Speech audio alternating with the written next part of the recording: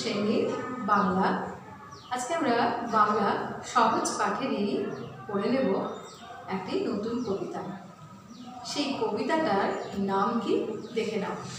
কবিতাটা হচ্ছে নতুন দেশ, কবি রবীন্দ্রনাথ ঠাকুর। নতুন দেশ এই কবিতাটা, এই যে নামের মধ্যেই তোমরা কোথাও যেন একটা আনন্দে ভরা একটা নতুন জায়গার আমরা খোঁজ পাচ্ছি, তাই তো? তাহলে দেখো, আমাদের এই যে একটি সপ্তাহ থাকে এবং সেই সপ্তাহে আমাদের কটি বার থাকে? সেই সপ্তাহে আমাদের 7টি দিন অথবা 7টি বার থাকে। আর সেই দিনগুলোর মধ্যে কোন দিনটা আমাদের ছুটির দিন? সেই দিনগুলোর মধ্যে রবিবার অর্থাৎ সানডে আমাদের ছুটির দিন, সেই দিনটা আমাদের হলিডে। আমরা সেদিনটা বাঁধা ধরা নিয়মের মধ্যে থেকে কোথাও যেন একটু নিজের মতো বাঁচতে পারি। কীরকম? অন্য দিনগুলো করো, কিন্তু সেই দিনগুলোর মধ্যে একটা নির্দিষ্ট নিয়মের মধ্যে তোমাদেরকে চলতে হয়। সকালে ঘুম থেকে উঠতে হয়, উঠে নিয়ে তোমাদের সকালের কাজকর্ম সারতে হয়, পড়তে বসতে হয়, টাইম মতো স্কুলের জন্য রেডি হতে হয়, খেলাধুলা, গান বাজনা, আবার পড়াশোনা। কিন্তু সানডে মনে হয় যেন কোথাও বেড়াতে যাই। সেদিন আমাদের বাড়ির সবাই যেন ছুটির মধ্যে থাকে।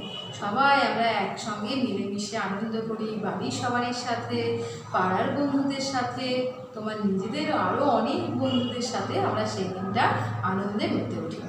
ঠিক সেই রকমভাবেই আমরা আমাদের আরও অনেক ছুটির দিন, পুজোর ছুটি, গরমের ছুটি, এরকম দিনগুলোতে আমরা কী করি? আমরা আনন্দে কোথায় যেন হারিয়ে যাই। আর হারিয়ে যেতে আমাদের ইচ্ছে করে কোথায়? ওই দূর দেশে, নতুন কোনো এক দেশে।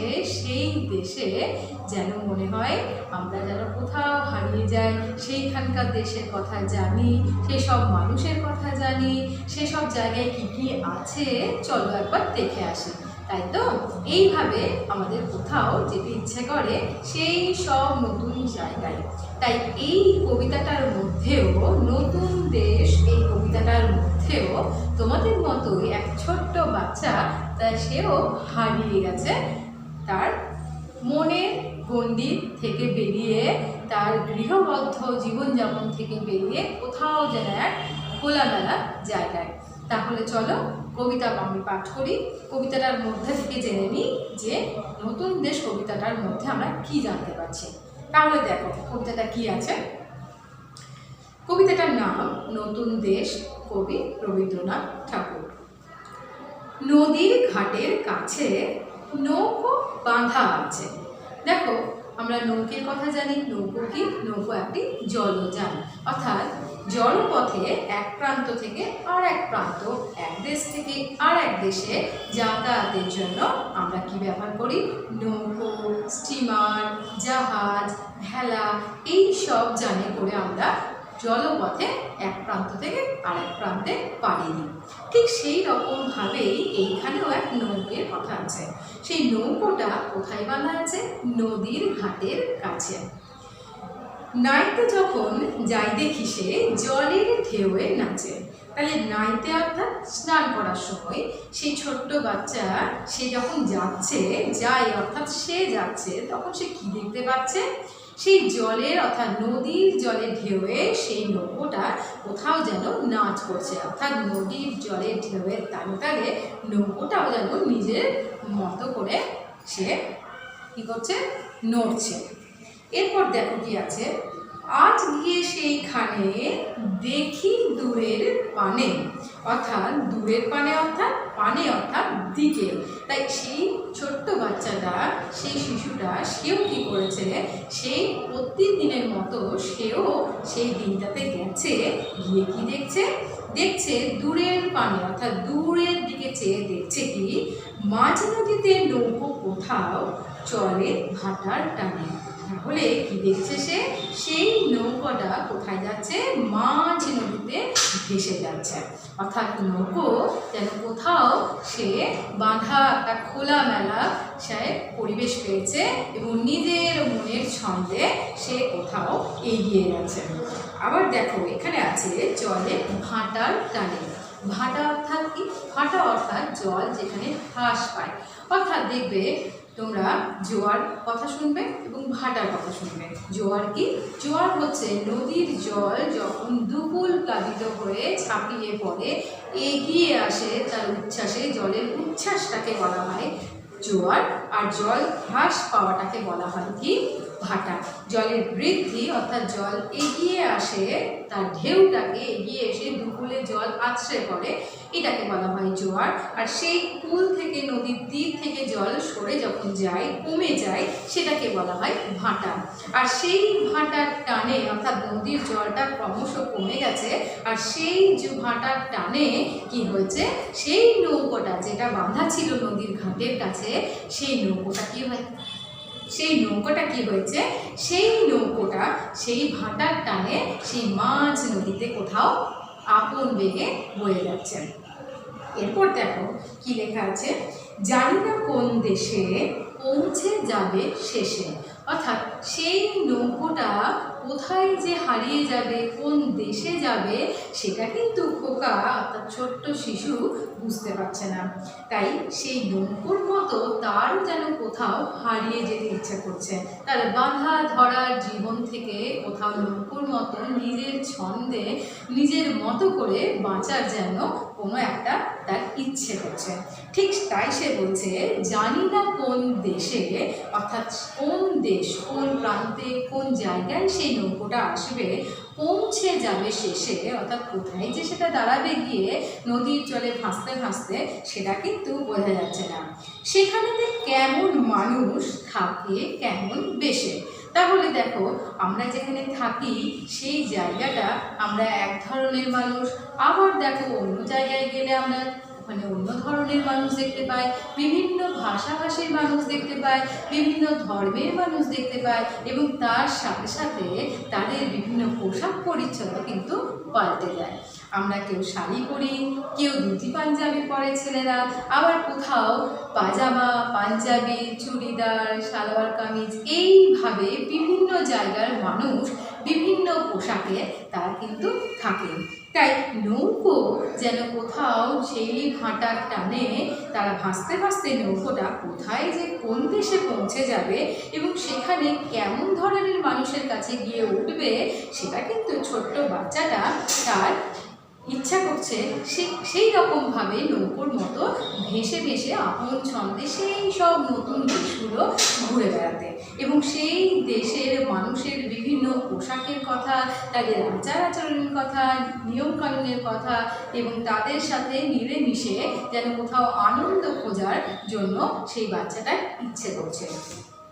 এরপর আমরা চলে যাব, থাকি ঘরের কোণে সাত জাগে মোর মনে। দেখো তাহলে সেই ছোট্ট বাচ্চা, সেই শিশুটি কি বলছে, বলছে থাকি ঘরের কোণে। কোণে অর্থাৎ ঘরের মধ্যে সে থাকে, সাত জাগে মোর মনে, অর্থাৎ তার মনে, মোর অর্থাৎ আমার, এবং সাত মানে ইচ্ছা।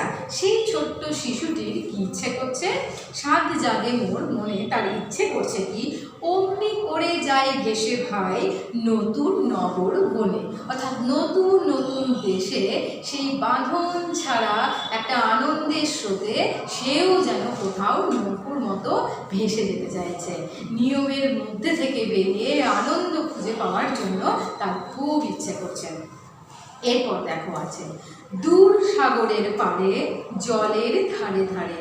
তাহলে সেই নৌকো ভাসতে ভাসতে কোন পাড়ে এসে পৌঁছাবে সেটা কিন্তু সেই বাচ্চা শিশুটি জানে না, কিন্তু সে জানে, কি জানে, সে দূর সাগরের পাড়ে পাড়ে এবং জলের ধারে ধারে কি আছে, নারিকেলের বন। অর্থাৎ একটা গাছ, তাকে বলবো গাছ, কিন্তু যখন অনেকগুলো গাছ এক জায়গায় থাকবে সেইটাকে বলে থাকবো আমরা বন। তাহলে সেই সাগরের পাড়ে তোমরা জেনে রাখো, সাগরের পাড়ে নোনা জল থাকে, অর্থাৎ সাগর থেকে আমরা যে লবণ অর্থাৎ নুন পেয়ে থাকি, আর সেই নুন মাটিতে হয়ে থাকে নারকেল গাছ। তাই সেই দূর সাগরের পাড়ে নারিকেলের গাছগুলো যেন সারে সারে দাঁড়িয়ে আছে, দাঁড়িয়ে সারে সারে। সারে সারে মানে তোমরা যেমন পেয়ার লাইনে দাঁড়াও, তোমরা যখন লাইন করে বাড়ি ফিরে যাও, সেই লাইনটাকে বলা হচ্ছে কি সারে সারে, অর্থাৎ সারিবদ্ধভাবে।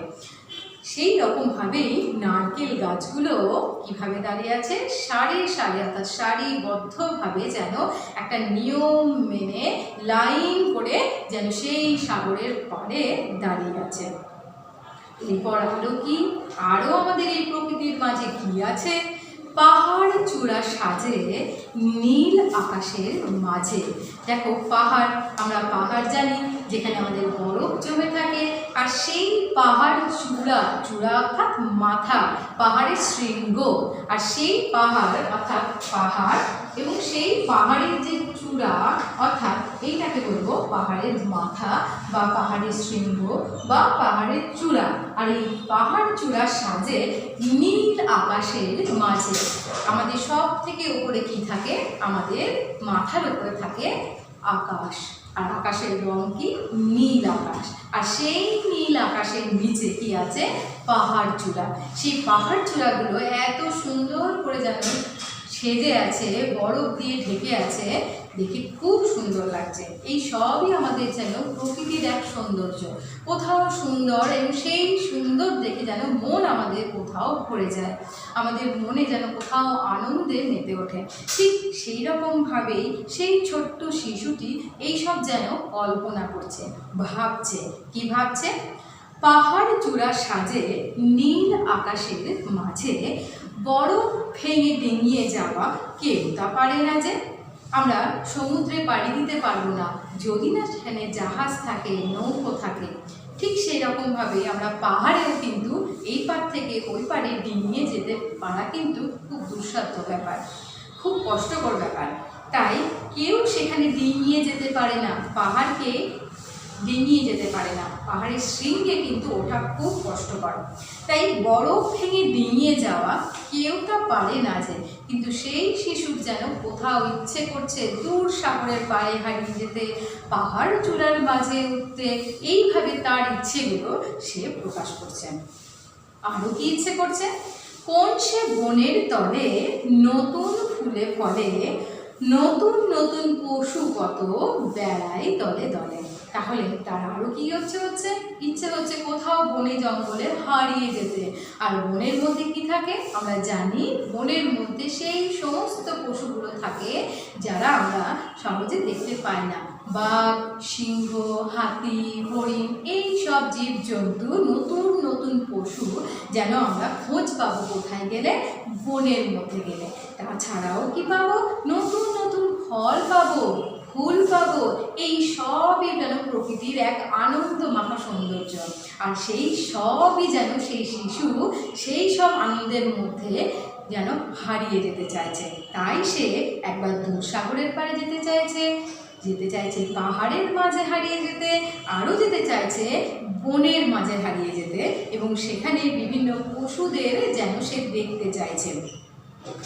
এরপর দেখো কি হচ্ছে, কত রাতের শেষে নৌকো যে যায় ভেসে। এই যেমন সে নৌকোটা, একটি নৌকো সে দেখতে পাচ্ছে, স্নান করতে গিয়ে নাইতে গিয়ে দেখছে যে একটা নৌকো তার আপন ছন্দে কি হচ্ছে, ভেসে যাচ্ছে। ঠিক সেই রকম অনেক নৌকো যেন ভেসে যাচ্ছে তার রাতের মধ্যে। তাই নৌকো যে যায় ভেসে, বাবা কেন আপিসে যায় না নতুন দেশে। বাবা কেন প্রতিদিনের মতো আপিসে যায়, আপিস অর্থাৎ কার্যালয়, যেখানে আমরা অর্থাৎ বাবা মা বাড়ির অন্যান্য বড় সদস্যরা কি করে, কাজ করতে যান। সেই কাজের জায়গাটাকেই বলা হচ্ছে কার্যালয় অর্থাৎ আপিস। যেটা ছোট্ট শিশু, তার মনের যেন কোথাও ক্ষোভ দেখা যাচ্ছে, বলছে বাবা কেন আপিসে যায় না নতুন দেশে। তার ইচ্ছেগুলোর মতো করে সে বলতে চাইছে, বাবা মা আমরা সবাই মিলে চলো না কোথাও যেন হারিয়ে যায়, সেই সব প্রকৃতির মাঝে হারিয়ে যায়, সেখান থেকে আনন্দ, সেই সৌন্দর্যগুলো যেন আমরা কোথাও যেন খুঁজে পাই। তাই বাবাকে সে বলছে, বাবা কেন আপিসে যাই না নতুন দেশে, সে তার ক্ষোভ প্রকাশ করছে, তার ইচ্ছেগুলো প্রকাশ করছে এইভাবে। তাহলে কবিতাটা থেকে তোমরা বুঝতে পারছো যে কবিতাটার নাম হচ্ছে নতুন দেশ, এবং কবিতাটা কবি রবীন্দ্রনাথ ঠাকুরের লেখা। আর কবিতার মধ্যে থেকে আমরা পেলাম কি, প্রকৃতির মাঝে বিভিন্ন জিনিসের কথা, যে জিনিস আমরা আনন্দ খুঁজে পাই, কোথাও শান্তি খুঁজে পাই, সেই মনোমুগ্ধকর পরিবেশ যেন আমরা পাই। ঠিক ছোট্ট শিশুটিও তার মনের ইচ্ছাগুলো, তার স্বাদগুলো সে বোঝাতে চেয়েছে। তাহলে বুঝতে পেরেছো আশা করি কবিতাটা। এরপর আমরা জেনে নেব এই কবিতার মধ্যে থেকে কিছু শব্দার্থ। সেই শব্দার্থগুলো তোমাদের দেখে নেওয়ার পায়।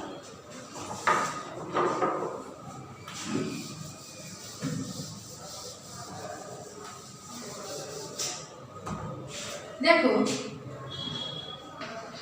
কি কি শব্দার্থ পাচ্ছি, নতুন নতুন অনেক শব্দ পাচ্ছি, যে শব্দগুলোর অর্থ আমাদের জেনে রাখা খুব দরকার। কিরকম? কাছে, নদীর ঘাটের কাছে, কাছে অর্থাৎ নিকটে।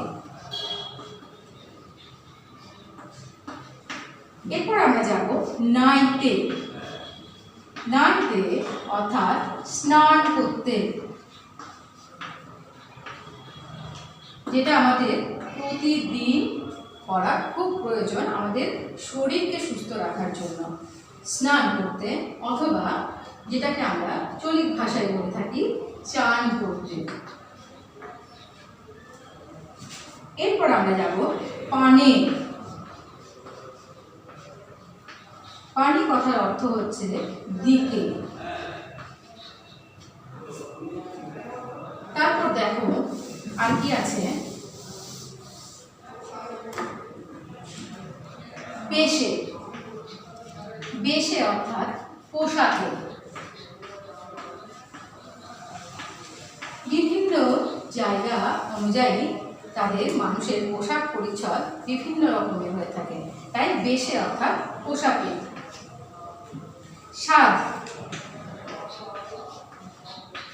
স্বাদ কথার অর্থ হচ্ছে ইচ্ছা বা শখ। এরপর আমরা পাচ্ছি মোর, মোর অর্থাৎ আমার।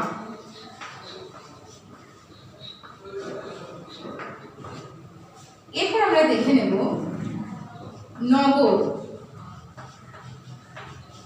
নগর কথার অর্থ হচ্ছে শহর।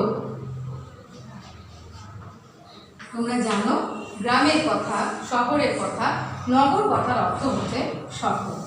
আরো কিছু শব্দার্থ আছে, দেখে নিই আমরা। সাড়ে সাড়ে,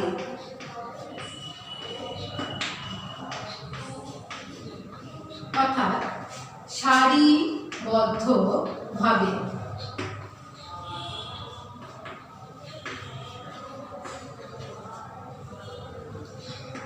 পাহাড় চূড়া,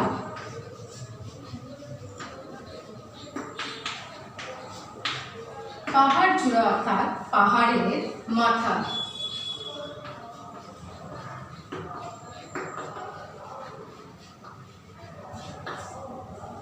আমরা জেনে নেব ডিঙিয়ে,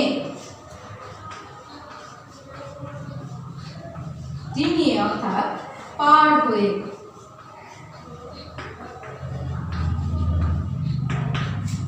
ঠিক সেই রকম পেয়ে যাব আমরা আপিস।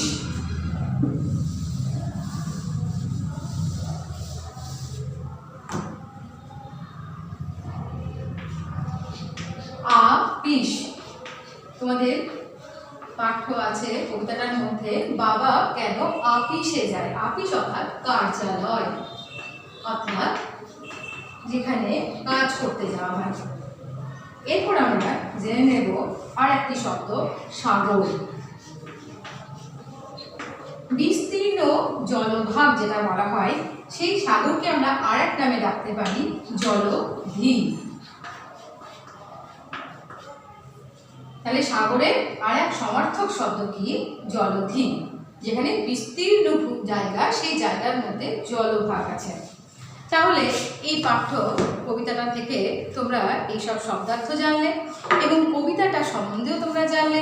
এরপর তোমরা কবিতাটা খুব ভালো করে মন দিয়ে পড়বে এবং পড়ার সাথে সাথে কবিতাটা মুখস্থ করবে। আশা করি তোমরা বুঝতে পারছো, কবিতাটা তোমরা পড়বে। ওকে, থ্যাংক ইউ।